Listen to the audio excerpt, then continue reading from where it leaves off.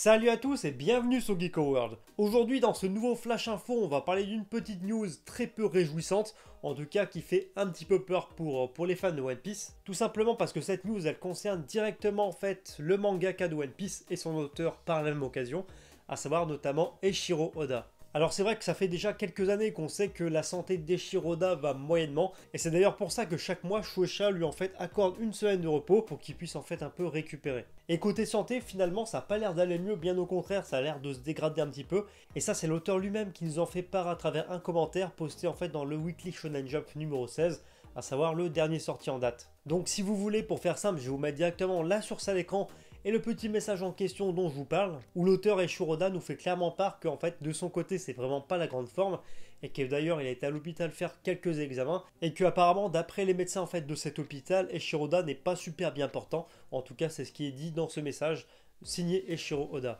Alors c'est vrai que pour l'instant et jusqu'à maintenant les problèmes de santé de Eiichiro Oda ne l'ont pas trop en fait gêné par rapport à sa publication hebdomadaire. Donc pour l'instant ça va parce que le manga il est pas impacté et pour l'instant il continue en fait son rythme de publication. Mais là où en fait où je trouve que cette news est vraiment importante, c'est tout simplement parce que ça remet éventuellement en question le rythme, donc le futur rythme du manga en fait dans les années à venir. C'est-à-dire que dans les années à venir, si le mangaka ne va pas mieux, je pense que la Shueisha mettra sûrement en place un autre rythme de publication pour le manga One Piece. Par exemple comme un chapitre mensuel, ou par exemple un chapitre toutes les 2 semaines, un peu par exemple comme le spin-off de Fairy Tail qui lui est publié une fois toutes les 2 semaines, mais par contre chez Kodansha, et ben à mon avis ça serait fort probable que Shueisha fasse la même chose en fait avec l'auteur. Enfin bon, le point que j'aborde ici c'est vraiment de la pure spéculation parce qu'il n'y a rien d'officiel, c'est juste une supposition que je fais en fait par rapport au dire d'Eiichiro Oda dans le Weekly Shonen Jump. Je pense vraiment qu'à ce compte-là, ça serait vraiment intéressant pour l'auteur en fait de passer de façon mensuelle. Peut-être que dans les années à venir, on aura One Piece de façon mensuelle et pas de façon hebdomadaire. Ça serait peut-être une solution pour que l'auteur puisse finir tranquillement son manga sans pour autant impacter sa santé. Enfin bref, voilà, c'est tout pour ce nouveau Flash Info. J'espère vraiment que la vidéo vous a plu. Cette vidéo, je l'ai pas faite de manière très fun, tout simplement parce que la situation s'y prête pas vraiment. C'est une petite news qui est passée légèrement inaperçue, mais qui pour moi a son importance.